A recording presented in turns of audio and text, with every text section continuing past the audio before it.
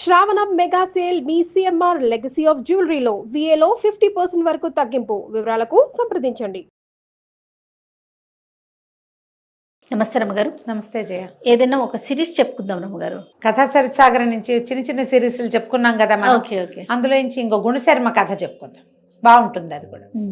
పూర్వం అట ఉజ్జయిని నగరానికి మహాసేనుడని రాజు ఉండే, చాలా గొప్ప రాజు. ఆయన చాలా అందగాడు, చాలా శౌర్య పరాక్రమాలు ఉన్నవాడు.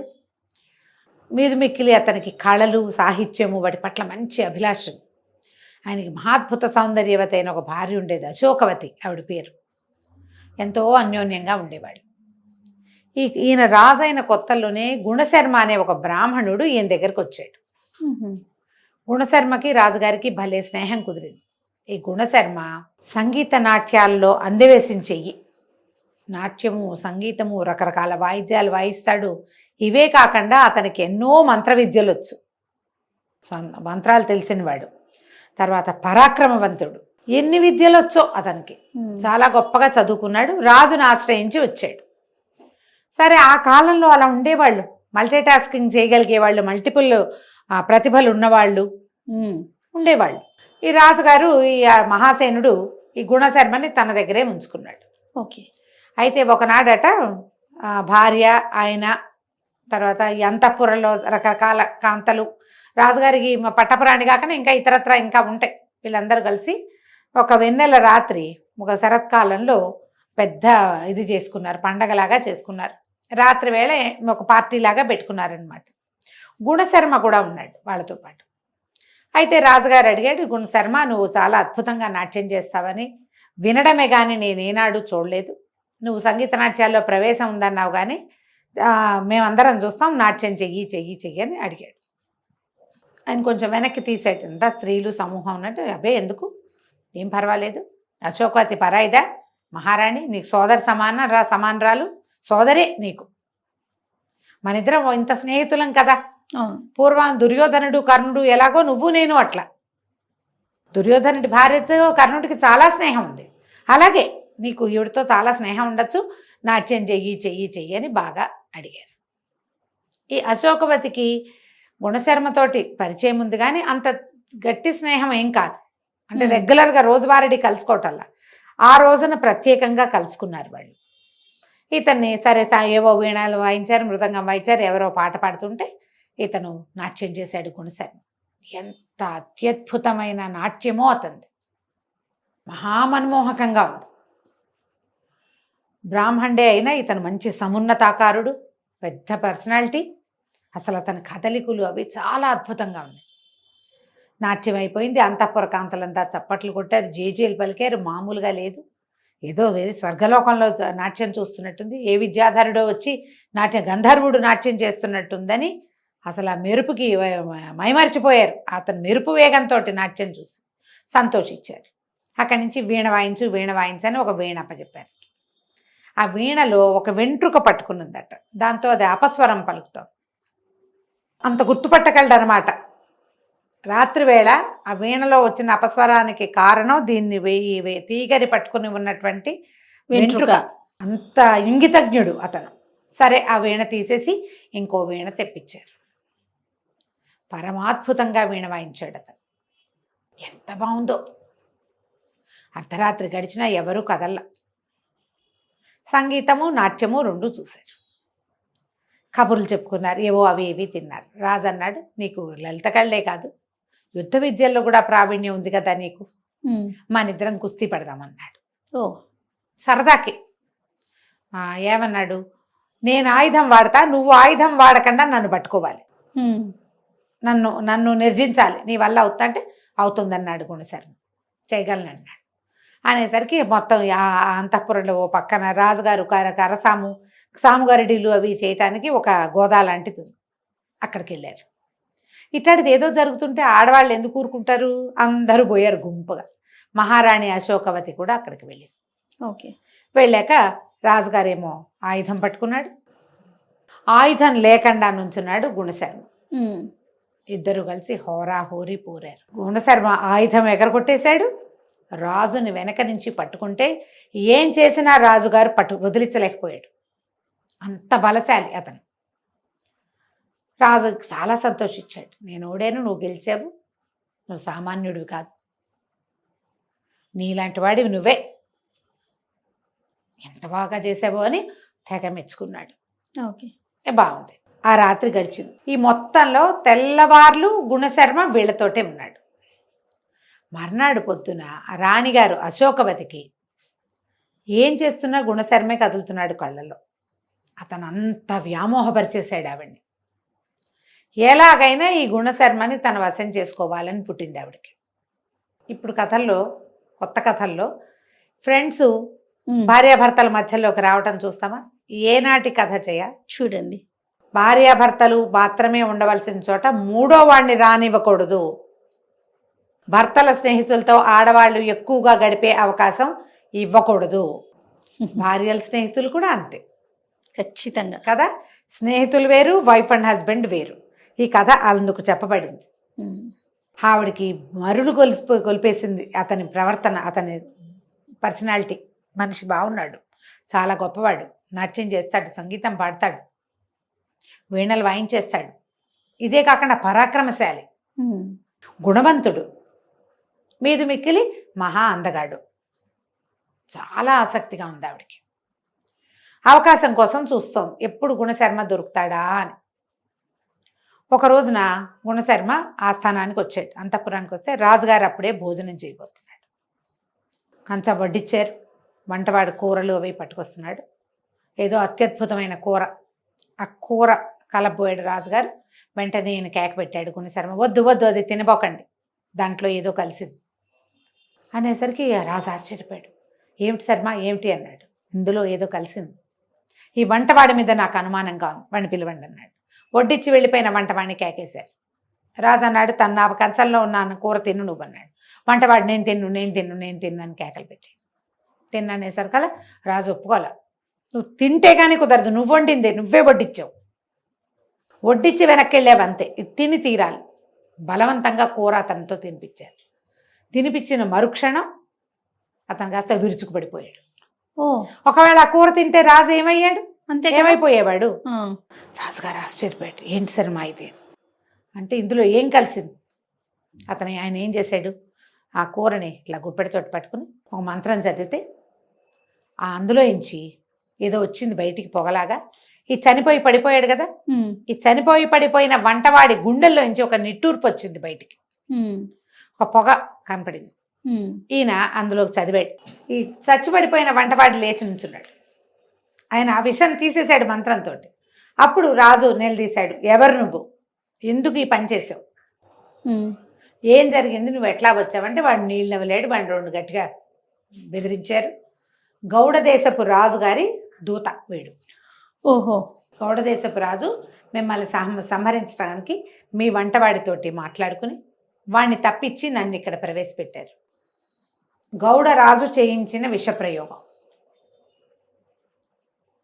రాజుకి ఏం చేయాలో తెలియదు, ఆశ్చర్యం వేసింది. అన్నాడు గుణశర్మ, నువ్వు రాకపోతే నేను మరణించేవాడిని, ప్రాణదానం చేసావు నాకు, నువ్వు నన్ను బతికిచ్చావు అని చాలా సంతోషించారు. ఈ వంటవాడిని ఉరేశారు, వంటవాడికి నడిచిపోయింది. ఇక్కడ దాకా అయిందా. ఈ గుణశర్మ ఒకరోజు ఇలాగ ఇప్పుడు ఈ భోజనం చేసేటప్పుడు వచ్చాడు. ఆ తర్వాత నుంచి తరచుగా ఆయన అంతఃపురానికి వస్తుండేవాడు. రాజు అతన్ని చూడకుండా ఉండలేకపోయేవాడు. అదేలే, మరి ప్రాణాన్ని కాపాడాడు. భోజనం చేద్దాం రమ్మనేవాడు, ఏదో ఆడదాన్ని రమ్మనేవాడు, వాళ్ళు ఖాళీగా ఉన్నాను రమ్మనేవాడు. అంతఃపురంలోకి యథేచ్ఛగా తిరిగేవాడు ఈయన. అయితే ఈవిడేం చేసింది, అశోకవతి భర్తనంది, నేను వేడి నేర్చుకోవాలని ఉంది, నాకు గుణశర్మ దగ్గర వేడి నేర్పించు అని అడిగింది. రాజు అన్నాడు అట్లాగే అని గుణశర్మతోటి చెప్పాడు. మహారాణి అశోకవతి వీణ నేర్చుకోవాలనుకుంటోంది, మరి నువ్వు అద్భుతంగా వాయిస్తావు కాబట్టి ఆమెకి వీణ నేర్పించు. సరేనన్నాడు. వీణ నేర్పించాలంటే వీణ అక్కడెక్కడ కూర్చుని ఇక్కడ చేయలేదు కదా, ఎదురు బదురు కూర్చోవాలి.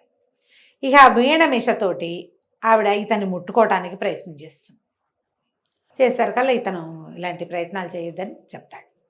అనేసరికల్లా ఆవిడ ఏమంటుంది, నేను సోదర సమానని ఎట్లా అయ్యాను, నేను నీ స్నేహితుడి భార్యని అంతే, సోదరిని కాను. ఆయన రాజు మాట వరుస కన్నాడు, నేను ఎట్లా సోదరిని అవుతాను నీకు, మన ఇద్దరి జాతులు కూడా వేరు, నేను నీ మీద వలపు కలిగింది నాకు, నువ్వు నాతో గడుపు. మన రాజుతో నీ స్నేహం నడుస్తుంటుంది, మన ఇద్దరి స్నేహం కూడా నడుస్తుంది. నన్ను సంతోషపెట్టు, నాకు నీ మీద కోరిక కలిగింది, నువ్వు నాతో గడపాలి. ఈయన ఏమైనా సరే ఒప్పుకోలే గండనిధి. అంతఃపురానికి రావడం తగ్గించేసుకున్నాడు. ఆవిడకు దొరకకుండా ఉండేవాడు. ఎన్ని రోజులు నడుస్తుంది మరి ఇంతలో ఏమైంది, ఒకరోజు ఈ రాజు ఇతను గుణశర్మ ఒక వ్యాహ్యాలకి ఎక్కడికో అలా తిరగడానికి వాక్యాలకి వెళ్ళారు. వెళ్ళేసరికి ఒక సర్పం రాజును కాటైపోయింది.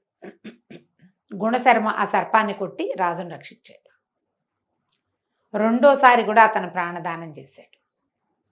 ఇలాగే అవుతాయి కదా.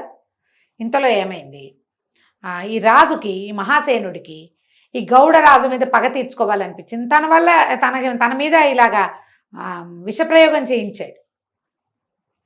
అందుకని గౌడరాజు మీద యుద్ధానికి వెళ్ళాడు. ఆ యుద్ధంలో గుణశర్మ ఎంత సహాయం చేశాడో రాజుకి.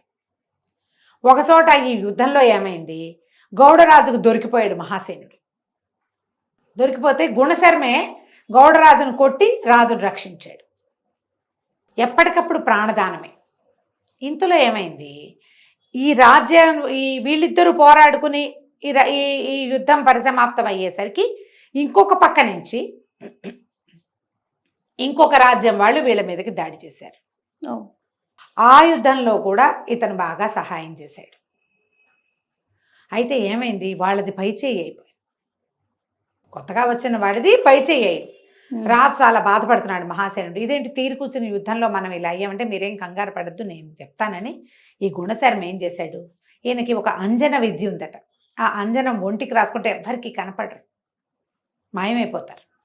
ఆ అంజనం రాసుకుని వెళ్ళి అవతల శత్రురాజు ఉన్నాడు కదా, యుద్ధానికి వచ్చాడు. అతని గుడారంలోకి వెళ్ళిపోయి మహాసేనుడిని విడిచిపెట్టు, పంచభూతాలు నీకు చెప్తున్నాయని మనిషి కనపడకుండా మాట చెప్తే నమ్ముతారు కదా. అవును, గట్టిగా ఆయనకి చెప్పాడు. చెప్పేసరికల్లా ఆయన తెల్లవారేసరికల్లా యుద్ధం మానేశాడు. మేము యుద్ధం మానేస్తున్నాము అని వీళ్ళకి కబురు చేశారు. మేము వెళ్ళిపోతాం, యుద్ధం చేయదలుచుకోలేదు, భగవంతుడు ఆజ్ఞ అయింది. రాత్రి ఆజ్ఞ చేసింది ఎవరు, గుణశర్మే. ఇక రాజు ఎంత సంతోషించాడో, తనకు అన్ని గుణశర్మ వల్ల మంచి జరుగుతుంది. మహా సంతోషంగా ఉన్నాడు. కానీ అశోకవతి సంతోషంగా లేదు. ఆవిడికి ఎలాగైనా ఇతనిని లొంగ తీసుకోవాలని ఉన్నది. ఒకసారి ఏం చేసింది, తనే మారువేషం వేసుకుని గుణశర్మ ఇంటికి వచ్చి అతన్ని అడిగింది, నాకు ప్రేమ భిక్ష పెట్టు, నీ మీద ప్రేమతో కామంతో ఇదైపోతున్నాను నేను, నాకు రాజుతో సంతోషం లేదు, నువ్వు నన్ను ఒప్పుకో, ఇది బయటపడకుండా చూసుకునే పూచి నాది, నువ్వు అంతఃపురంలోకి స్వచ్ఛందంగా వస్తావు, మనకే సమస్య లేదు, రాదు కూడా, కనీసం ఒక్కసారి నా ముచ్చట తీర్చు అని అడిగినా అతను ఒప్పుకోలే. నేను స్వామి ద్రోహం చేయను, మిత్రద్రోహం చేయను, ఇది ఒక అపవిత్రమైన కార్యం, అది అసలు నా వల్ల కాదు, పరస్త్రీ నాకు సోదరితో సమానం, అందున నువ్వు మిత్రుడి భార్యవి, రాజు భార్యవి, కాబట్టి ఇది నాతోటి కుదరదు, ఏమైనా సరేనని తిరుక్కున్నాడు. ఆవిడ ఎంత పళ్ళు నూరుతూ ఉందంటే, నో అంటాం, అవమానం, దాన్ని సహించలేకపోయింది. ఈ గుణశర్మకి ఎలాగైనా ప్రతిక్రియ చేయాలని ఆలోచించడం మొదలుపెట్టింది. ఎలా అశోకవతి గుణశర్మ మీద పగ తీర్చుకుందో మనం వచ్చే భాగంలో తెలుసుకుందాం. తప్పకుండా రమగారు. నమస్తే. నమస్తే జయ. నమస్తే రమగారు. నమస్తే జయ. రమగారు, మనము గుణశర్మ కథ చెప్పుకుంటూ ఉన్నాం. ఫస్ట్ సిరీస్ అయ్యింది. ఆవిడ వరించింది ఆయన్ని, వరించిందనాలో ఇంకేం చెప్పాలో వరించింది అనకూడదు, భర్తగా అయితే వరిస్తారు, దీన్ని కామించటం అంట. అదే నేను అనలేకపోయాను రమగారు. ఈ రాజుగారు మహాసేనుడు ఓ రోజు ఎక్కడికో దీనికి వెళ్తూ, ఈతకి వెళ్తూ గుణశర్మను కూడా తీసుకెళ్ళాడు. అంటే నదికి వెళ్ళి స్నానం చేసి వస్తారనమాట, ఏవో ఉంటాయి కదా కార్యక్రమాలు. అయితే ఏమైంది, నదిలోకి దిగాడు మహాసేనుడు. గుణశర్మ ఆల్రెడీ స్నానం చేసి సంధ్యావందనం చేసుకుంటున్నాడు. రాజు కొంచెం ఈత కొట్టగలిగిన వాడు, ఈత సరదా ఉంది, ఆయనకి ఎక్సర్సైజ్ అవసరం కదా. గుణశర్మకి అంత ఎక్సర్సైజులు అవి అవసరం ఉన్నాయేమో, కానీ అతను ఇక్కడ చెయ్యాల. ఈయన లోపలికి వెళ్ళాడు. ఇంతలో ఏమైంది, ఒక మొసలి పట్టేసింది రాజుని. అయ్యో, పాలు పట్టేసింది.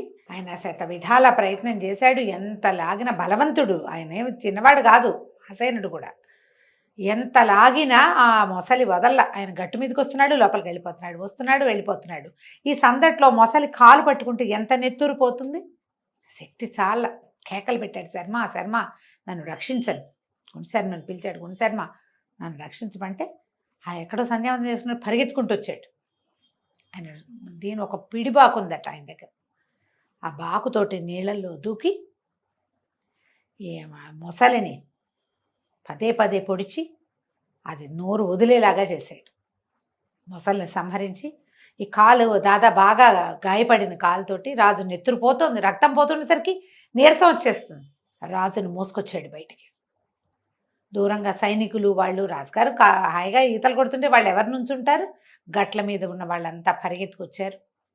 సరే ఒకళ్ళిద్దరు మూలికా వైద్యులు ఎవరినో కేకేసుకొచ్చి ఈ నెత్తురు వస్తున్న కాలికి కట్టుకట్టి రాజును చెయ్యని దించి తీసుకుపోయారు లోపలికి. కోటలోకి వెళ్ళిపోయారు. రాజు అన్నాడు, ఇది నువ్వు ఎన్నిసార్లు రక్షించావు నన్ను, ఇట్లా కూడా నువ్వు నా ప్రాణాలు కాపాడేవు అని ఎంతో సంతోషంగా ఉండేవాడు. రాణిగారు మాత్రం తన ప్రయత్నాలు మానల. గుణశర్మ జాగ్రత్తగా అంతఃపురం వైపుకి వెళ్ళకుండా ఉండేవాడు.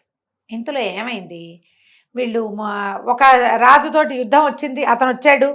కానీ మన గుణశర్మే రాజుకి భగవంతుడు దేవదూతలాగా మాట్లాడి ఆయనతో సంధి చేయించి పంపించేశాడు కదా విక్రమశక్తి అతను. ఆ విక్రమశక్తి మీద ఈ మహాసేనుడికి మహామంటగా ఉంది. తనంతట తను మన మీద యుద్ధానికి వచ్చాడు, వాడే సంధి చేసుకున్నాడు. కానీ వాడిని జయించాలి మనం. ఏదో భగవంతుడి సహాయంతో ఈ కథ ముగిసిపోయింది అని అనుకోవడానికి వీల్లేదు. అది ఎందుకు జరిగింది, గుణశర్మ వల్ల జరిగింది. అలా కాకుండా మన శక్తి వాడు తెలుసుకోవాలి. ఆ విక్రమశక్తి అన్న రాజ్యం వాడు అని చెప్పి ఎలాగైనా అతన్ని జయించాలన్న పట్టుదల పట్టింది ఆయనకి. పట్టి ఏం చేశాడు, తనంతట తనే మళ్ళీ గుణశర్మని అడిగి మనం అతని మీదకి యుద్ధానికి వెళ్దామని విక్రమశక్తి మీదకి యుద్ధానికి నడిచాడు. మహాసేనుడు సైన్యతోటి గుణశర్మ ఆయన పక్కనే ఉండేవాడు. ఆయన వేటకెళ్ళినా గుణశర్మ పక్కనే, యుద్ధానికి వెళ్ళినా పక్కనే, స్నానానికి వెళ్ళినా పక్కనే, అన్నిటికీ పక్కనే యుద్ధానికి వెళ్ళారు. యుద్ధం బాగా హోరాహోరీ సాగింది. ఒక దశలో మహాసేనుడు విక్రమశక్తి ఎదురు బదురు అయ్యారు. బాణాలు వదిలేసి కత్తి కటారు పుచ్చుకుని ఒకళ్ళతో ఒకళ్ళు ద్వంద్వ యుద్ధం చేయటం మొదలుపెట్టారు. ఈ ద్వంద్వం జరిగినంతసేపు బాగా జరిగింది. మహాసేనుడిదే పైచేయిగా ఉంది, ఆయన ఉత్సాహవంతుడు బాగా. కాకపోతే ఒకసారి ఏమైంది, ఆ మధ్యలో కాలు బెసికిపోయింది. కాలు బెసికేసరికల్లా ఈ బెసికిన కాలుతోటి మహాసేనుడు కింద పడిపోయాడు. పడిపోగానే విక్రమశక్తి అప్పటిదాకా ఓడిపోయేలాగా కనపడుతున్నాడు. ద్వంద్వ యుద్ధం చేస్తుంటే మిగిలిన వాళ్ళు కల్పించుకోరు, చుట్టూ తను నిలబడి చూస్తారు. ఆయన సైన్యము చూస్తుంది, వీళ్ళ సైన్యము చూస్తుంది. గుణశర్మ కూడా పక్కనే నిలబడి చూస్తున్నాడు. ఎప్పుడైతే మహాసేనుడు కింద పడిపోయాడో ఆ విక్రమశక్తి ఏం చేశాడు, కాలు పెట్టాడు రాజు మీద. కాలు పెట్టి కుత్తుక్కి మెడకి కత్తానించాడు. గుండెల మీద కాలేసి కాలుతో అణుస్తూ కాత్తి పెట్టేసరికి అలా ఊర్చుకోలేకపోయాడు గుణశర్మ. తన ప్రభువు, తన మిత్రుడు, తనకు అన్నదాత. దాంతో ఒక్కసారి పెద్ద సింహనాదం చేసి విక్రమశక్తి మీద పడ్డాడు. ద్వంద్వ యుద్ధంలో కల్పించుకోకూడదు, కానీ రాజు చచ్చిపోతున్నాడు. ఉద్రేకంతో అతని మీదకి వచ్చాడు. విక్రమశక్తిని చెడామాడా కొట్టేశాడు. ఆ విక్రమశక్తి కింద పడిపోయాడు. కింద పడిపోయిన మహాసేనుడు లేచి నుంచున్నాడు. విక్రమశక్తిని కసితీరా చంపేశాడు గుణశర్మ. అవతల రాజుని చంపేశాడు. ఎప్పుడైతే రాజు చచ్చిపోయాడో సైన్యాలు లొంగిపోతాయి. ఈయన ఒక తన్ను దన్నాడు చచ్చిపోయిన విక్రమశక్తిని. ఈ మహాసేనుడు, వీడు ఎంత సాహసం శర్మ వీడికి, కానీ నువ్వు అంతకంటే సాహసంగా చేసావు, నువ్వు నన్ను రక్షించావు. మళ్ళీ 5 సార్లు ప్రాణదానం చేసావు నువ్వు నాకు, ఇన్నిసార్లు నువ్వు నన్ను రక్షించావు. నీలాంటి స్నేహితుడు ఉండటమే నా అదృష్టం అంటే గుణశర్మ అన్నాడు, దాని ప్రభు అంత మాట అనద్దు, మీరు మన మిత్రులం, మీరు మా ప్రభువు, నా అన్నదాత. మీ మీద కత్తెత్తుతాడు వాడు. కాలు పెట్టి కత్తెత్తినందుకే నాకు కోపం వచ్చింది. నేనుండగా నా ప్రభువు మీద ఇంకొకడు కత్తె అంచటమా? అందుకని ఇతని నిజానికి ఆయన రాజుకు సాటివాడు కాదు, ఈ పని చేయకూడదు. కానీ ద్వంద్వ యుద్ధంలో ఇలా జరిగింది. ఆయన పరమ సంతోషంతో ఆ విక్రమశక్తి రాజ్యాన్ని పాదాక్రాంతం చేసుకుని రాజ్యానికి తిరిగి వచ్చాడు. ఊరంతా చాటింపులు వేశారు. ఈయన సభలో ఘోషణగా చెప్పాడు, 5 సార్లు నన్ను గుణశర్మ రక్షించాడు. ప్రపంచంలో ఏ మిత్రుడు ఏ రాజుకి చేయలేని సహాయాలు చేశాడు గుణశర్మ. గుణశర్మ లాంటి వాడు ఇంక ఎవడు ప్రపంచంలోనే లేడని ఓహో చాటి చెప్పాడు, రోజు పొగిడేవాడు, బాగుండేది. అయితే రాణి ఇతని కోసం ప్రయత్నం చేసింది కదా, అవకాశం కోసం చూస్తుంది. రాజు ఒకసారి ఈయన ఆ రోజు రాత్రి ఈ సభలో హడావిడి అంతా అయ్యాక ఆయన రాత్రి లేటుగా పడగదిలోకి వెళ్ళాడు. ఆయన సేనాగారంలోకి వెళ్తే ఏడుస్తూ కనపడింది అశోకవతి. ఆయన కనపడేసరికల్లా ఆయన ఆశ్చర్యపడి, ఏమిటి ఇంత ఇట్లా ఏడుస్తున్నావు, ఎందుకు? మనం ఇన్ని చోట్ల గెలిచావు, నా ప్రాణాలు రక్షించబడ్డాయి, గుణశర్మ నన్ను రక్షించాడు, ఇవాళ అతనికి అఖండమైన సన్మానం చేసి వచ్చాను, నువ్వు ఎందుకు దుఃఖపడుతున్నావు అంటే, గుణశర్మ గుణం తెలిసి దుఃఖంగా ఉంది నాకు, నువ్వేమో అతన్ని నమ్మేవని ఈవిడ వలవల ఏడ్చి నిర్ఘాంతపోయాడు. అదేమిటి అట్లా ఎట్లా జరిగింది, ఏం జరిగింది, నువ్వు ఇలాంటి మాట ఎందుకు మాట్లాడుతున్నావు అంటే, నేనేం చెప్పను, నిన్ను నమ్మించాడు అతను, కానీ నిన్ను నమ్మించి మోసం చేస్తున్నాడు గుణశర్మ. ప్రతిసారి నీ ప్రాణాపాయం వచ్చి వాడు రక్షిస్తాడేమిటి, నువ్వెప్పుడూ రక్షించవా? పైగా అసలు నీకు మొట్టమొదట విషప్రయోగం జరిపించిందే గుణశర్మ, అతని వల్లే జరిగింది. అది అతను నిన్ను సంహరించి సామంతుడిని అవుతాను నీకని గౌడరాజుకి ఉత్తరం రాశాడు. ఇదంతా కదే, ఏమంటారు, ఫ్యాబ్రికేటెడ్. ఆవిడ చెప్పింది గౌడరాజు కొద్ది. ఇప్పుడు గౌడరాజు లేడు, సమాధానం ఎవడూ లేదు, కథ మనం ఏం చెప్పినా నడుస్తుంది కదా. గౌడరాజుకు ఉత్తరం రాశాడు. గౌడరాజు ఇతన్ని సామంతుడిగా చేసుకోవటం ఇష్టం లేక తన ప్రయత్నం తను చేశాడు, వంటవాణ్ణి పంపించాడు. తన మాట కాదని వంటవాణ్ణి పంపించినందుకు గౌడరాజు మీద పగమున్నాడు గుణశర్మ. ఆ వంటవాణ్ణి నీ చేతే చంపించాడు.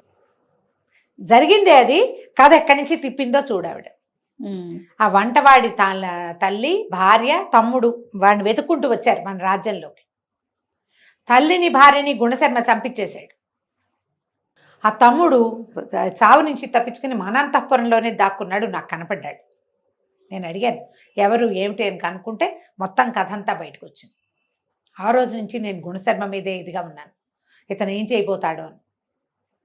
ఈ తమ్ముడిని తరుముకుంటూ అంతఃపురంలోకి వచ్చాడు. తమ్ముడు తప్పుకున్నాడు, తమ్ముడిని చంపేశాడు. తమ్ముడు కూడా లేడు ఇప్పుడు. ఆ తమ్ముడిని సాక్ష్యంగా చూపించడానికి వీల్లేదు. గుణశర్మ ఆ తమ్ముడిని చంపేసి ఆ రోజు సేనాగారంలో వచ్చి నాతో అనుచితంగా ప్రవర్తించాడు. నేను నీ మిత్రుడి భార్యని, నీ సోదర సమానని, నేను నీకు సోదరి ఎలాంటి దాన్ని అని ఎంత బతిమలాడినా నన్ను వదిలిపెట్ల. నాతో చాలా అనుచితంగా ప్రవర్తించాడు. నేను అంతఃపురంలో ఉన్న వాళ్ళందరినీ కేకలు పెట్టాను. అది అర్ధరాత్రి జరిగింది. వాళ్ళంతా వచ్చేసరికల్లా ఇతను పారిపోయాడు. ఎవరైనా చూసారంటే ఎవరు చూడలా, నేనే సాక్ష్యం. ఆవిడ వలవలా ఏడ్చింది. ఏదో ఒక రోజున నీకు ముప్పు తెచ్చి నన్ను స్వాధీనపరచుకుంటాడు గుణశర్మ. నీతో కలిసి నేను సహగమనానికైనా సిద్ధమే, కానీ ఇలాంటి పని చేస్తానా నేను? నీ స్నేహితుడు ఇంత దుర్మార్గుడు అని లబోదిబోమని ఏడ్చింది. ఆయన నిర్ఘాంతపోయాడు. అప్పుడు ఆయనకు ఒకటి గుర్తొస్తున్నాయి. గౌడరాజు ఎందుకు వచ్చాడు మన మీద యుద్ధానికి? వాడు నిజంగానే వచ్చాడు, ఫ్యాబ్రికేటెడ్ కదా ఈ కథ. దాంతో ఓహో ఇది అయి ఉంటుంది, గుణశర్మే పిలిచుంటాడు, అందుకే వచ్చాడు వాడు. వాడిని నేను మాట్లాడడానికి వీలు లేకుండా గుణశర్మే చంపేశాడు. పాముని గుణశర్మే చంపాడు, నా మీదకి వచ్చిన పాముని. నన్ను పట్టుకున్న మొసల్ని గుణశర్మే చంపాడు. వంటవాడిని గుణశర్మే చంపించాడు.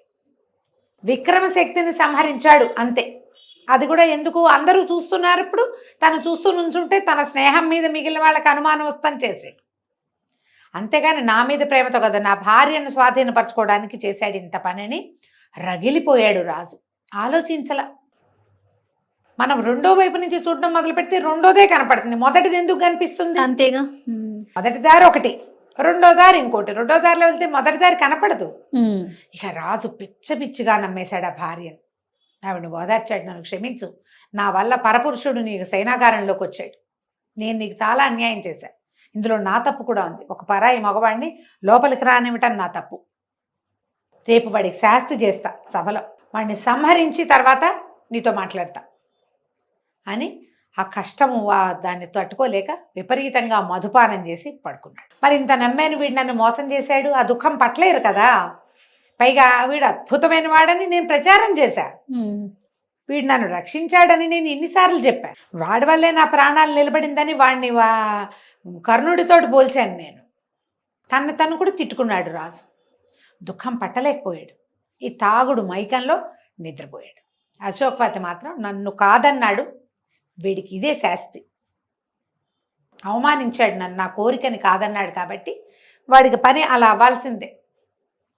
చూడు రేపొద్దున చంపేసైనా సరే పగ తీర్చుకోవాలి.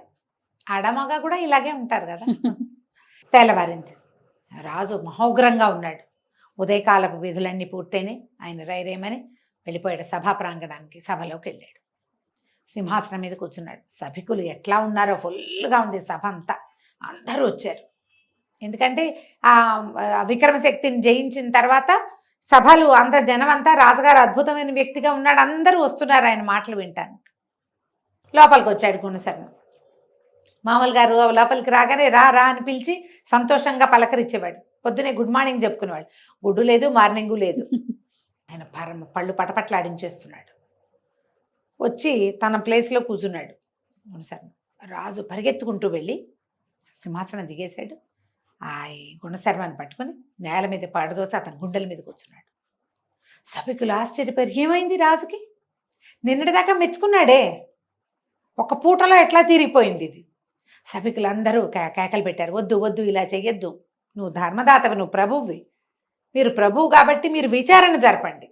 ఇతని గుణశర్మతో ఏ తప్పు జరిగినా, అంతేగాని ఇంతమంది సైనికులు ఉండగా మీరే శిక్షించడానికి పూనుకోకూడదని రాజును బలవంతంగా లేవదీశారు. ఈ గుణశర్మకి తలా తోక ఏమీ అర్థం కావట్లేదు. ఏం జరుగుతోందో కూడా తెలియటం.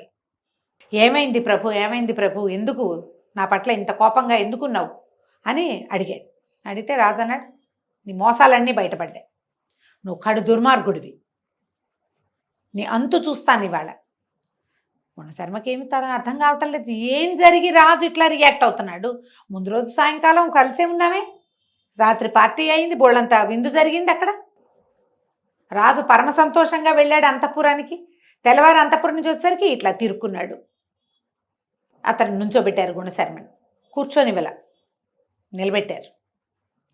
అప్పుడు సభికులంతా అడిగారు, ఏం జరిగింది ఏం జరిగింది అంటే, ఇతను గౌడరాజుతోటి కలిసి నాకు విషాహారం పెట్టించాడు, ఇతని వల్లే విషాహారం తినాల్సి వచ్చింది నేను. ఇతనికి ఎలా తెలుసు అందులో విషం ఉందని అంటే, ఇతను అన్నాడు, అదొక మంత్ర విద్య, అదొక విద్య. ఒక ఆహారాన్ని చూస్తే అందులో ఏముందో తెలియటానికి ఒక విద్య ఉంది. ఆ విద్య వల్ల నాకు ఆ కూరలో విషం ఉందని తెలిసింది.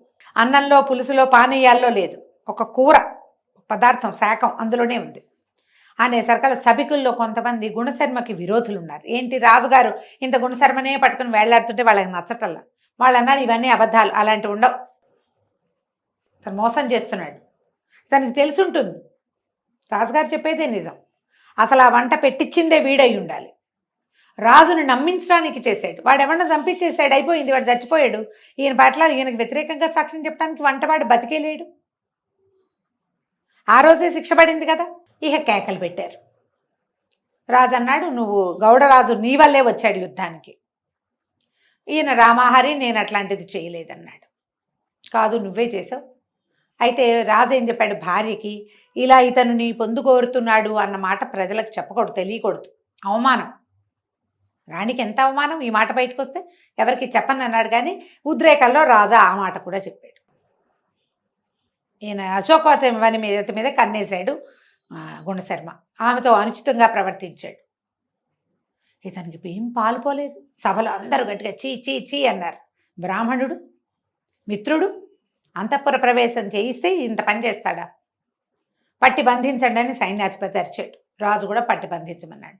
బంధించమంటే వీడిని ఎట్లా బంధిస్తారు? రాజు అంత వాడిని వెనక నుంచి కావలించుకుని నిరాయుధుడిని చేయగలిగేవాడు, వాడు మామూలు వాడు కాదు కదా గుణశర్మ, గట్టివాడు. ఇక సైనికుల మీద పడ్డారు. ఈయన వాళ్ళకి వీళ్ళకి జుట్లు ముడేసి చితకొట్టి తప్పించుకున్నాడు. ఎంత ప్రయత్నం చేశారు. చివరికి ఈయన ఏం చేశాడు, ఆయన దగ్గర ఒక అంజన విద్య ఉంది, అదొక డబ్బాలో ఇట్లా రొంటిని పెట్టుకుని ఉంటాడు ఎప్పుడు. మామూలుగా మనం పిడిబాకులు అవి పెట్టుకుంటారా, ఒక చిన్న అంజన డబ్బా ఉంది. ఆ డబ్బా తీసి ఆ అంజనం ఒంటికి రాసుకుని వీళ్ళకి కనపడకుండా మాయమైపోయి. రాజు అటు ఇటు చూశాడు. అప్పుడు వాళ్ళకి తెలిసింది వీడి దగ్గర మంత్ర విద్యలు ఎలాగో ఉన్నాయి కదా, తప్పించుకున్నాడు. ప్రజలు, ఈ సభికులంతా అన్నారు, అయ్యో అయ్యో వీడు ఇలా మాయమైపోయాడు, పోన్లేని మంత్రాల మారివాడు, మీతో ఉండకపోవటమే మీకు మంచిది, ఇలాంటి వాడు ఇంకేం చేస్తాడో రేపొద్దున. ఇలాంటి స్నేహాలు పనికిరావు, సామాన్య మానవులతో స్నేహాలు చేయాలి, ఇలా మంత్రాల మారులతోటి స్నేహం చేస్తే చాలా ప్రమాదం.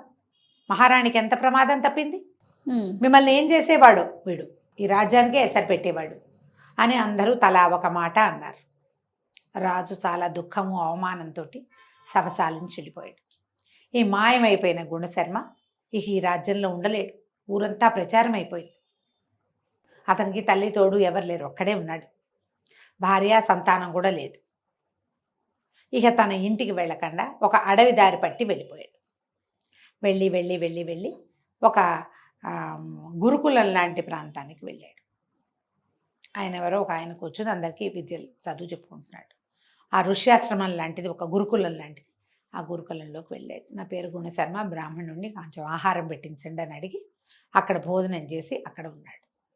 అప్పుడు ఆయన అడిగాడు, ఎవరు ఏమిటి నీ సంగతి అని కనుక్కున్నాడు అనమాట. ఏం వివరాలు చెప్పాడు, అసలు ఈ గుణశర్మ ఎక్కడి వాడు, ఎక్కడి నుంచి ఇక్కడికి వచ్చాడు, మనం తర్వాయి భాగంలో తెలుసుకుందాం. తప్పకుండా రమ్మగారు. నమస్తే. నమస్తే జయ. నమస్తే రమ్మగారు. నమస్తే జయ. రమ్మగారు, మనము కథా సరిసాగరంలో గుణశేఖరుడు గుణశర్మ గుణశర్మ ఆయన స్టోరీ చెప్పుకుంటూ ఉన్నాం కదా. 2 భాగాలు చెప్పాం కదా. అవునండి. రాజు మహాసేనుడు, అశోకవతి ఇద్దరు కలిసి ఈ గుణశర్మని ఇరికిచ్చారు. అవును.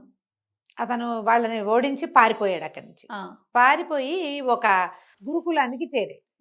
అక్కడ ఒక ఆయన వేద విద్య బోధిస్తూ కనిపించాడు. ఆయన దగ్గరికి వెళ్ళి ఆ భోజనం పెట్టించమని అడిగాడు. ఆయన భోజనం పెట్టించాక భోజనం చేశాడు. అయ్యా ఎవరైనా మీరేం చదువుకున్నారు ఏమిటంటే, నేను 4 వేదాలు చదువుకున్నాను, శాస్త్ర విద్య అంతా చదువుకున్నాను అని చెప్పాడు. చెప్పాక ఆయన అడిగాడు, మీరు ఎక్కడి వారు, ఎలా, ఇప్పుడు ఇలా ఇలా ఈ వయసుకే అంటే యంగ్గా కనపడుతున్నారు. గుణశర్మ కుర్రవాడనే కదా చెప్పుకున్నాం మనం. అశోకవతి మనసు పడింది ఇతని మీద. మరి ఇంత అద్భుతమైన ముఖవర్చస్సు, చిన్నతనం, దాంట్లోనే అన్ని విద్యలు రావడం, ఇవన్నీ మీకు ఎట్లా సాధ్యపడ్డాయి, మీరు ఈ విద్య ఎట్లా వచ్చింది, మీరు ఎక్కడ పుట్టారు, మీది ఏ ఊరు అని అడిగితే అప్పుడు ఇతను చెప్పాడు అనమాట. పూర్వం మా తండ్రి ఆదిత్య శర్మ ఆయన పేరు. ఆయనకి అమ్మ నాన్న లేరు. మేనమామని ఆశ్రయించి జీవించాడు. ఆయన మేనమామే ఆయన్ని పెంచాడు. అయితే ఈ మేనమామని ఆశ్రయించాక వీళ్ళు ఉజ్జయిని నగరానికి దరిదాపుల్లో ఉన్నారు. ఉంటే ఆ ఊర్లో ఒక సన్యాసి ఒక ఆయన ఉండేవాడు. సన్యాసి అని అనటానికి వీల్లేదు, ఒక సాధకుడు ఆయన. ఈ సాధకుడు తోటి తిరిగేవాడు ఈ ఆదిత్య శర్మ.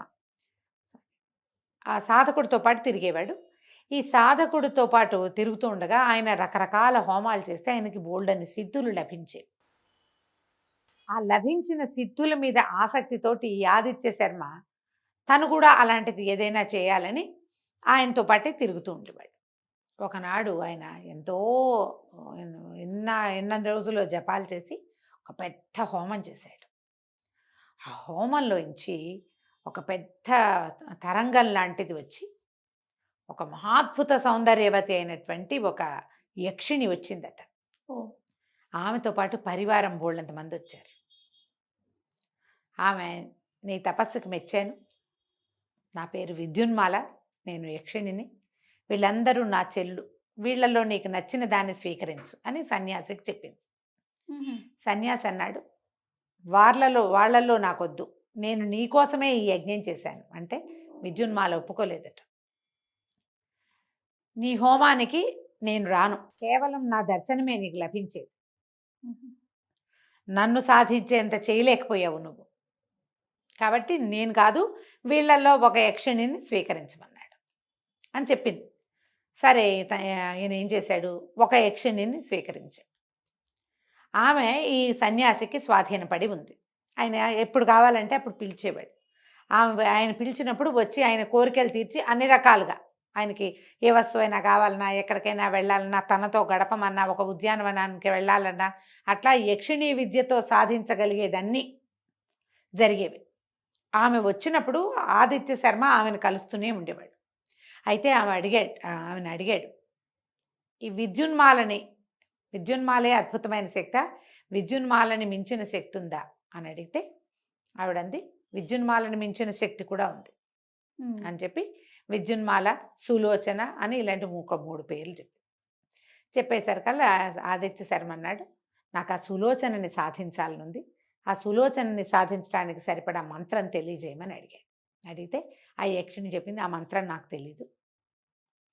తుంబవనం దగ్గర ఒక ఆయన ఉంటాడు, వేణ అనే నదీ తీరంలో తుంబవనంలో ఉంటాడు. ఏదో విష్ణుగుప్తుడు అలాంటి పేరు ఆయనకి. అక్కడికి వెళ్ళి ఆయన్ని సంతోషపెట్టు, ఆయన నీకు సులోచన మంత్రాన్ని ఇస్తాడు. ఓ అంటే సరేనని ఇక ఈ ఉజ్జయిని మేనమామ ఈ సన్యాసి ఈ కనపడుతున్న యక్షినికి ఓ దండం పెట్టాడు.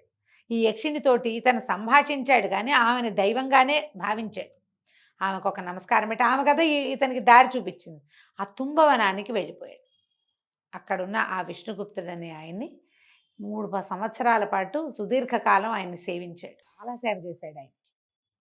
చేయగా ఆయన చాలా సంతోషించి ఇతనికి సులోచన మంత్రాన్ని ఉపదేశించాడు. ఇక ఆ సులోచన మంత్ర సాధన చిన్నది కాదది. యక్షిణి విద్యలు ఇప్పుడు కూడా మన దగ్గర యక్ష విద్య తెలిసిన వాళ్ళు ఉన్నారట, ఉంటారు. అయితే ఈ యక్షిని స్వాధీనపడిన యక్ష విద్యలు ఏంటంటే మనిషిని కూడా తినేస్తాయి ఒక్కొక్కసారి. వీళ్ళు మంచి సాధకులుగా ఉండాలి. కోరికలు తమ అనుకున్నవి తీరుతున్నాయని సాధన మానకూడదు. చాలా మంది విషయంలో ఆ పొరపాటు జరుగుతూ ఉంటుందిట. మనం మనుషులు కలిసి కాదు, పుస్తకాల్లో మనం చదువుతున్న కథల్లో అట్లా తెలుస్తుంది. అదేదో ప్రత్యక్షమయ్యాక అయిపోయింది అని మానేయకూడదు, కంటిన్యూ చేయాలి. కాబట్టి సాధన ఉండాలి. ఉంటే ఏమవుతుంది, ఆ శక్తి, అది శక్తి కదా. యక్షిణి అంటే అది ఏదో స్త్రీ రూపంగా వీళ్ళకి కనపడుతుంది కానీ అదొక శక్తి, ఒక ఎనర్జీ.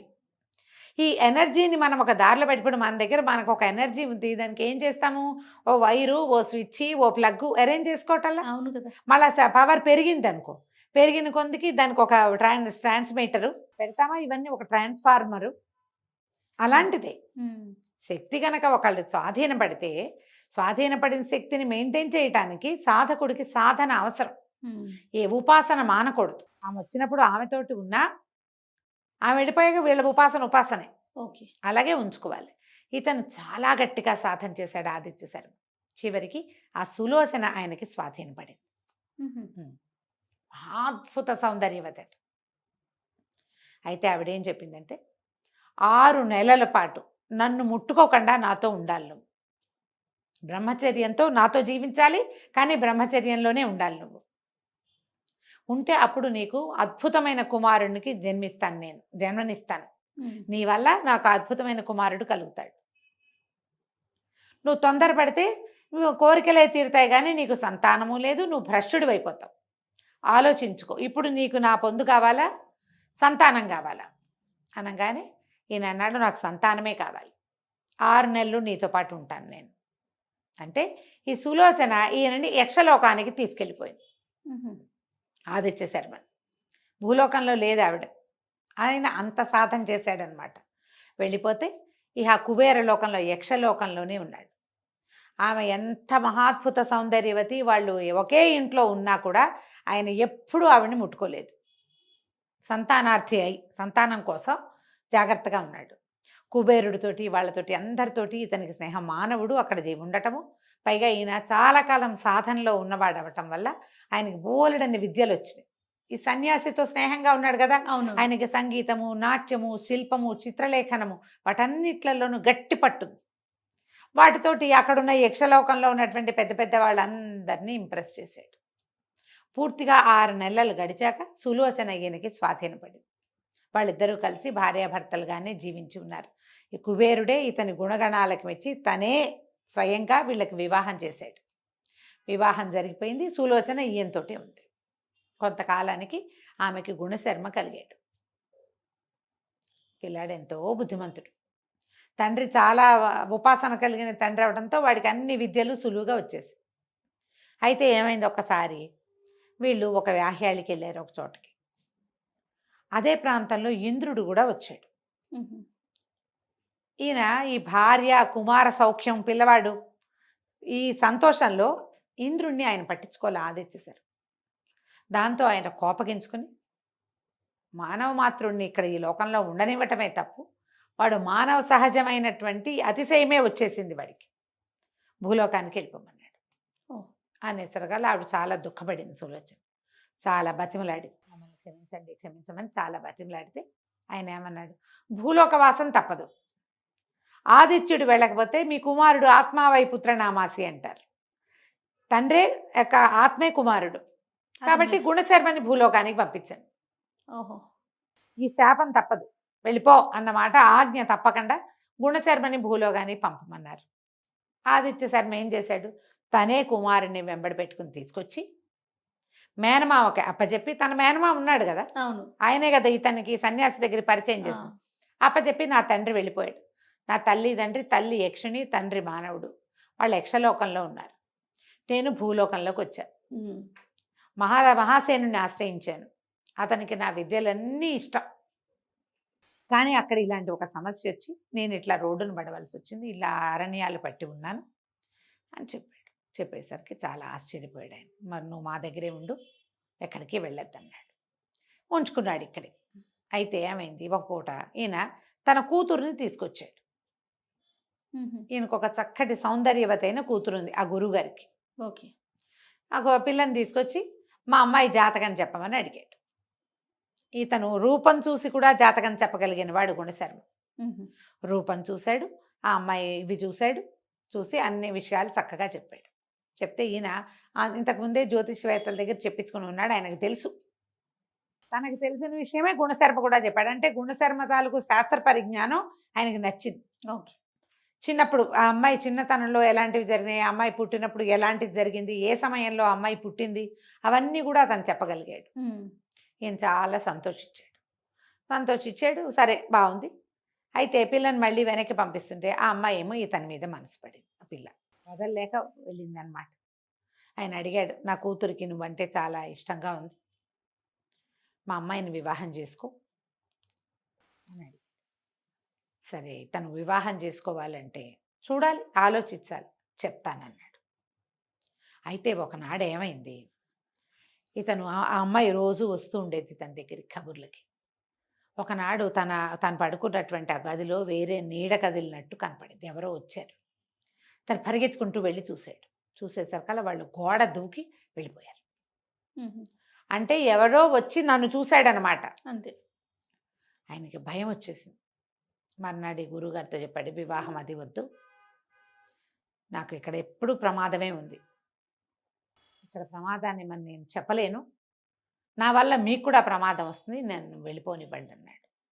ఎందుకు గుణశర్మ వెళ్ళిపోవాలనుకున్నాడు. వాళ్ళు పిలిచి పిల్లనిస్తామన్నప్పుడు ఎందుకు కాదన్నాడు. అమ్మాయి మానవ స్త్రీ అవటం వల్ల ఏ కారణాలతో అతను వద్దంటున్నాడో వచ్చే భాగంలో చూద్దాం మనం. తప్పకుండా అండి. నమస్తే. నమస్తే చే. నమస్తే రమ్మగారు. నమస్తే చే. రమ్మగారు, మనము కథా సరిసాగరంలో గుణశర్మది సిరీస్ చెప్పుకుంటూ ఉన్నాం. 3 భాగాలైనవి. 4వ భాగంలోకి వచ్చాం. అయితే ఈ గుణశర్మకి అగ్నిదత్తుడు అంటే ఏ గురువు గారి దగ్గర అయితే అతను ఆశ్రయం పొందాడో ఆయన తన కూతుర్ని ఇవ్వదలుచుకున్నాడు. అగ్నిదత్తుడు కూతురు సుందరి, నిజంగానే మహాద్భుత సుందరి. ఆమె చాలా జాతకం కూడా చాలా గట్టిది, బాగానే ఉంది. ఆయన మా అమ్మాయిని ఇచ్చి పెళ్లి చేస్తానని ఈయన గుణశర్మని అడిగాడు. అడిగేసరికి గుణశర్మ ఏమన్నాడంటే, లేదు, నేను ఇక్కడ ఉండటం కూడా మీకు ప్రమాదం కావచ్చు, మహాసేనుడు నన్ను వెంటాడుతూనే ఉన్నాడు, నా మీద పడిన అభాండం అలాంటిది, తన భార్యని నేను కోరుకున్నానన్న మాట ఏ పురుషుడు సహించడు. పైగా పగ తీర్చుకోలేదు, రాణిని ఆశించిన వాడికి శాస్తి చేయలేదు, లేకపోతే తనని చంపడానికి నేనే విషం పెట్టించాను, నేనే గౌడరాజుని తెప్పించాను, నా వల్లే ఆయనకి యుద్ధాలు వచ్చినాయి, ఇలాంటి భావాలు చాలా ఉన్నాయి, అన్ని నేను ప్లాన్ చేశాను. ఇలాంటప్పుడు నాకు ప్రతిక్రియ చేయకపోతే అతను ఆ రాజ్యంలో తలెత్తుకోలేడు ఆ రాజు. కాబట్టి వేగుల్ని పెట్టాడు నా వెనకాల. వీళ్ళు ఈ ఊళ్ళల్లోకి వచ్చిన వేగులు ఏంటి వెతుకుతారు, ఎవరైనా కొత్తగా వచ్చారా, ఎవరు ఆశ్రయం అయినా పొందారా, బ్రాహ్మడు ఇంత ఎత్తుంటాడు, ఇంత పొడుగుంటాడు, ఇలాంటి విద్యలు వచ్చిన వాడు కనుక్కుంటే క్రమంగా ఈయన అగ్నిదత్తుడి దగ్గర ఎవరో కొత్తగా ఒక వ్యక్తి వచ్చాడని, ఆయన నిజంగానే ఇంతున్నాడు అంతున్నాడు వచ్చేసినాయి బయటికి. పైగా విద్యార్థులు వస్తారు గురుకులానికి, ఈయన చూసిన పిల్లలు చాలామంది బయటకు వెళ్ళి చెప్పు ఉండొచ్చు కూడా. వీళ్ళకి తెలిసిపోయింది, రాజు ఓర్చుకోలేడు, నేను ఇప్పుడు వివాహం చేసుకునే పరిస్థితి ఏది, నాకు నా వెంట పడక మానరు, నేనే కాశీ గంగా తీరానికో వెళ్ళిపోతా, ప్రాణత్యాగం అయినా చెయ్యాలి నేను, లేకపోతే అతను నన్ను వదిలిపెట్టాడు అనగానే అగ్నిదత్తుడు అన్నాడు, అదేమన్నమాట, అసలు ఒక సన్యాసి దగ్గర ఉండి సులోచన అనే యక్షిణీ విద్య మహత్తరమైన విద్యని సాధించిన ఆదిత్య శర్మ కుమారుడు ఇంత మాట అనొచ్చా? ఒక యక్షిణికి పుట్టిన కుమారుడివి, సమస్త విద్యలు చిన్నతనంలోనే పెద్దవాళ్ళ దగ్గర నేర్చుకున్నవాడివి, ఇప్పుడు భూలోకంలో నువ్వు జీవించాల్సి ఉంది పరిస్థితి, అంతేగా, అందుకని వచ్చావనుకో. పోని నీ తండ్రి ఎలాంటి వాడు, ఎంత విద్యను సాధించిన వాడు, నువ్వు ఇలా బేలగా మాట్లాడితే ఎట్లా? మరణం తప్పిస్తే నాకు ఇంకొకటి లేదు, నాతో ఉన్న వాళ్ళందరికీ అదే గతి అని నువ్వు అనకూడదు. దీని నుంచి బయటపడడానికి ప్రయత్నం చేయాలి. నువ్వు ఇక్కడే ఉండు, ఎక్కడికి వెళ్ళొద్దు. నేనేం చేస్తానంటే ఈ కనపడుతున్న ఆశ్రమానికి కింద ఏమంటారు దాన్ని, పాతాళం లోపల, భూతలంలో దాన్ని ఏదో అంటారు కదా, గోడౌన్ లాంటిది లోపల, భూమి లోపల నీకు ఒక ఇల్లు నిర్మించి ఇస్తాను. పైకి నువ్వు ఉన్నట్టే తెలియదు, నువ్వు అక్కడ గడుపుదు కానీ. నీ తండ్రి ఎంతకాలం భూమి మీద ఉండాలని దేవేంద్రుడి శాపం ఉందో అంతకాలము నువ్వు ఇక్కడే ఉండొచ్చు. నేను చేయగలను ఆ ఏర్పాటు. నువ్వు వేలగా మాట్లాడద్దు. నీ సమస్య తీరాక నువ్వు మా అమ్మాయిని పెళ్లి చేసుకుంటూ కానీ, నీకు పెళ్లికి అభ్యంతరం లేదు, సమస్య వల్ల కదా ఇబ్బంది అని ఆయన ఏం చేశాడు, తన స్నేహితులైన వాళ్ళు కొంతమంది శిష్యుల్ని పిలిపించి ఈ కనపడుతున్న బిల్డింగ్లో లోపలికి, మనం ఏమంటారు సెల్లార్, దాన్ని అలాగేగా చెప్తాం. అవునండి, ఇంగ్లీష్లో ఏమనాలి, సెల్లారే. లోపల భూగర్భంలో ఇంకొక డెన్ లాంటిది ఇతనికి ఏర్పరిచాడు ఆయన. బంకర్లు, సరిగా చెప్పారు, బంకర్ కరెక్ట్. బంకర్. ఈ ఆశ్రమానికి కింద భాగంలో లోపలికి మెట్లు దిగి కిందకి వెళ్ళేటట్టు కింద మళ్ళీ ఇల్లు వాకిలి అన్నీ ఏర్పరిచాడు. అతనికి వీలుగా ఉండేలాగా జల వనరు, అతని సంధ్యావందనానికి, చదువుకి, దానికి వీలుగా ఏర్పరిచి పెట్టాడు. ఏర్పరిస్తే ఇతను అన్నాడు, గుండెశర్మ, తలుచుకుంటుంటే లోపల ఒక అగ్నిలాగా మండుతోంది. నా తప్పేం లేకుండా, ఒక విచారణ జరగకుండా నా మీద ఇంత అభాండం వేసి నన్ను చంపడానికి ప్రయత్నం చేశాడు. అతని మీద పగ తీర్చుకోవాలనుంది నాకు. ఎట్లా మహాసేనుడి మీద పగ తీర్చుకోవచ్చు? నాకు ఏదైనా ఉపదేశించండి ఒక ఐడియా అని అడిగాడు. అయితే అగ్నిదత్తుడు ఏమన్నాడంటే, కుమారస్వామిని ఆరాధించు, సుబ్రహ్మణ్య ఆరాధన చేస్తే నీకు సాహసము, ధైర్యము ఉన్నవాటితో పాటుగా శక్తులు, శత్రువుని జయించే శక్తి కుమారస్వామి ఇస్తాడు. ఆయన దైవసైన్యాధ్యక్షుడు కదా, దేవసేనకు అధ్యక్షుడు. అవును, దేవతల సర్వసైన్యాధ్యక్షుడు. ఆయన్ని గనక ఆశ్రయించావంటే నీకు ఫలితం లభిస్తుందని నేను ఒక మంత్రం చెప్తానని సుబ్రహ్మణ్య మంత్రాన్ని ఉపదేశించాడు గుణశర్మకి. ఈ గుణశర్మ ఆ కింద ఆ భూగర్భ గృహంలోనే ఉండి కొన్ని రోజుల పాటు అసలు ఇంకా తిండి నీళ్లు లేకుండా సుబ్రహ్మణ్య ఆరాధన చేశాడు.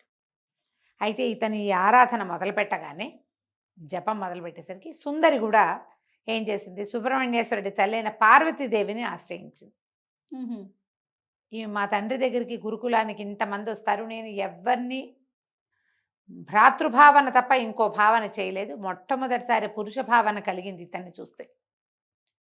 నేను ఇంకొక పురుషుణ్ణి చూడను, నాకు ఎవరైతే ఇలాంటి భావాన్ని కలిగించాడో అతన్నే భర్తగా పొందే వరం ఇవ్వు, అతనున్న చిక్కులు తొలగించి నా వివాహ మార్గం సుగమం చెయ్యి అని ఆ అమ్మాయి కూడా, సుందరి కూడా కఠోరమైన దీక్షతోటి పార్వతీదేవిని గౌరీ ఆరాధన మొదలుపెట్టి, పైన గౌరీ ఆరాధన, కింద సుబ్రహ్మణ్య ఆరాధన జరిగినాయి. సుబ్రహ్మణ్యుడు కొన్ని రోజుల తర్వాత గుణశర్మకి ప్రత్యక్షమయ్యాడు. అయితే ఆయన అడిగాడు, నీకేం కావాలి అని. ఇతను ఏమడిగాడంటే, అసలు తెరిపి లేని, అంటే అంతులేని సంపద, ఎప్పటికీ తరగని సైన్యము కావాలి నాకు అని అడిగాడు. తరగనంటే చచ్చిపోతే ఎవరైనా మళ్ళీ ఇంకోళ్ళు పుట్టుకొచ్చేస్తారు, అట్లా తరగని సంపద, తరగని సైన్యము కావాలి, శత్రుజయం కూడా కావాలి, శత్రువుల మీద విజయము కావాలంటే సుబ్రహ్మణ్యుడు అలాగేనని చేశాడు. ఇక అంతులేని సంపద వర్షంలా కురిసిందట ఆశ్రమ ప్రాంతంలో. మొత్తం ఆశ్రమం అంతా బంగారంతో నిండిపోయింది. ఇక ఎంత వాడినా వస్తూనే ఉంటుంది. ఇక సైనికులు ఉన్నారా, అడవంతా సైనికులే.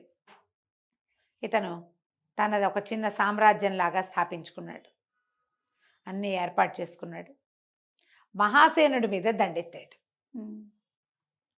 మహాసేనుడి మీద ఇతని సైన్యం ఏముంది, భగవద్దత్తమైన సైన్యం, మానవ సైన్యం అనడానికి వీల్లేదు, మనుషులే కానీ ఆ దేవుడు ఇచ్చింది కదా.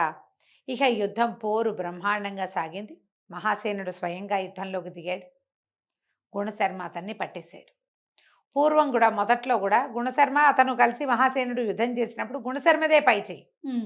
ఇప్పుడు ఇంకా దైవబలం కూడా తోడైంది. పట్టుకున్నాక ఈ మొత్తం సభ తీర్చారు. జయించబడిన రాజుని నుంచోబెట్టారు. నుంచోబెడితే గుణశర్మని గుర్తుపెట్టారు జనం అంతా. జనశర్మ అందరి సభలో అడిగాడు, నువ్వేమైనా చెప్పుకునేది ఉందంటే ఈయన పళ్ళు పటపట్ల అడిచాడు మహాసేనుడు, నువ్వు ద్రోహివి, నువ్వు అది ఇది అని. అప్పుడు ఈయన చెప్పాడనమాట, పొరపాటును కూడా నా వల్ల ద్రోహం జరగలేదు. అంతఃపురంలో నాతో నాట్యం చేయించి వీణావాదనం చేయించింది, తర్వాత ఏమో ఈ పట్లు బాహుబాహు యుద్ధం చేయించింది మహాసేనుడు. అవునా కాదా? అవును. ఆ రోజు రాణివాసం అంతా అది చూసింది. మహారాణి అశోకవతి నా మీద మనసు పడింది. నువ్వు సోదరి సమానురాలివి, నేను నీతోటి ఇలాంటి పని చేయనని చెప్పాను నేను. ఆమె 3-4 సార్లు నన్ను దారిలో పెట్టడానికి ప్రయత్నం చేసింది, నేను ఆమెకు అందలేదు. ఈ మధ్యలో రాజుని 5 సార్లు కాపాడాను నేను. మదిరాపాన మత్తతతోటి అశోకవతి చెప్పిన అబద్ధాన్ని రాజు నమ్మాడు. ఈ జరిగిన హత్యా ప్రయత్నాల్లో ఒక ప్రయత్నాన్ని తనకు అనువుగా మలుచుకుంది ఆమె. రాజు విచారణ చేసి ఉండాలి. రాజు అన్నవాడు చేయవలసిన పని ఏమిటి? విచారణ. ఇప్పుడు ఆవిడేదో చెప్పింది, ఇది ఎంతవరకు నిజం? పోనీ ఈ విషయాల్లో, ఈ వంటవాడి విషయంలో గుణశర్మ తప్పు, కానీ పావుని చంపాడు అతను, మొసల్ని చంపాడు అతను, యుద్ధంలో 2 సార్లు నన్ను అతను కాపాడాడు అని అయినా ఆలోచించాల. నన్ను ప్రశ్నించాలి. నీకు నేరం రుజువయ్యేదాకా ఎవ్వడూ ముద్దాయి కాదు కదా, నేరస్తుడు కాదు. నన్ను నేరస్తుడిని చేసి నన్ను 10 మందిలో నా గుండెల మీద కూర్చున్నాడు, నా వెంట పడ్డాడు అని చెప్పేసరికల్లా అందరు ఆశ్చర్యపోయారు. చెలికత్తెల్ని పిలిచారు, సాక్ష్యం చెప్పించారు. ఆయన మళ్ళీ దీనికి రాలేదు, అంతఃపురానికి రాలా. ఒక్కనాడే అతను వచ్చింది. ఆ ఒక్కనాడే ఇప్పుడు మొదటిసారేమో దీనప్పుడు రాజుగారితో కలిసే వచ్చాడు. అప్పుడు రెండోసారి రాజుగారు భోజనం చేస్తున్నప్పుడు వచ్చాడు. మూడోసారి ఒంటరిగా వచ్చింది వీణావాదన నేర్పించడానికి. ఆ తర్వాత మళ్ళీ ఆవిడ గుణం తెలిసిపోయి అతను రాలా అసలు. ఇవన్నీ సాక్ష్యాలు వచ్చేసరికల్లా అందరూ కేకలు పెట్టారు. ఇతను అడిగాడు గుణశర్మ, వీళ్ళకి ఎలాంటి శిక్ష విధించాలి? ఇతను మిత్రద్రోహి, సరైన రాజు కాదు. ఆమె అన్ని ద్రోహ చింతనే ఆమెకి. వీళ్ళని ఏం చేయాలంటే తరిమి కొట్టాలన్నారు జనం. దేశం ఏమంటారు, బహిష్కరణ, దేశ బహిష్కరణ అనగానే గుణశర్మ మీ ఇష్టం అన్నాడు. ప్రజలు రాళ్ళు వేసి కొట్టారు మహాసేనుడిని, అశోకవతిని. మహాసేనుడు గొప్ప రాజే, కానీ భార్య మాట విన్నాడు. ఆలోచించాల. ఇది ఇప్పుడు ఈ పాఠాలు జయ, ఈ పాత కథలు చెప్పుకుంటామా, చాలా మంది భార్య ఏం చెప్తే అది నమ్ముతారు. మీ అమ్మ నన్ను తిట్టిందంటే, కొట్టిందంటే, మీ చెల్లి ఇలా అందంటే అసలు పునర్విచారణ అనేది ఉండదు. ఏం జరిగిందో తెలుసుకోరు. తండ్రుల మీదకి, తల్లుల మీదకి, అందరి మీదకి వెళ్ళిపోతారు. ఆడవాళ్ళు ఏంటంటే ఈ భర్తలకి తమ మీద ఉన్న ఆపేక్ష, ఆ భార్యాభర్తల బాంధవ్యం అలాంటిది. వాటితోటి వీళ్ళని మోసం చేసేస్తారు. తాము ఏమనుకుంటే అవి చేయించేస్తారు. అవి రేపొద్దున మన్నెత్తి మీదకి వస్తాయని వాళ్ళు అనుకోరు. ఇవాళకి పని అయిపోవాలి అంతే. మహాసేనుడు ఆ పొరపాటు చేసి దొరికిపోయాడు. రాళ్ళు వేసి కొట్టారు జనం. దేశ బహిష్కరణ వెళ్ళిపోయింది. ఎక్కడికో వెళ్ళిపోయారు. వాళ్ళు ఏమైపోయారో తెలీదు. గుణశర్మ సుందరిని, అగ్నిదత్తుడి కుమార్తె అయిన సుందరిని వివాహం చేసుకున్నాడు. చక్కటి సమసమాజాన్ని నిర్మాణం చేశాడు. ఎంతో కాలం ఈ ఉజ్జయిని రాజ్యాన్ని పరిపాలించాడు. ఆయనకి చాలా కాలం అయిన తర్వాత అప్పుడు మీ తండ్రి శాపావసానమైంది, నువ్వు ఇంకా రావచ్చు అని యక్షలోకం నుంచి కబురు వచ్చాక తన భార్యతో సహా అతను యక్షలోకానికి తరలిపోయాడు. మానవ సహజమైన మరణం ఎప్పటికో సంభవించి ఉంటుంది, కానీ చాలా కాలం పాటు వాళ్ళు యక్షలోకంలోనే ఉన్నారు. తమ కుమారులకి రాజ్యాన్ని అప్పచెప్పి సుందరి అతను ఇద్దరూ కలిసి యక్షలోకానికి వెళ్ళిపోయారు. కథ కంచికి మనం ఇంటికి. నమస్తే రమ్మగారు. నమస్తే జయ.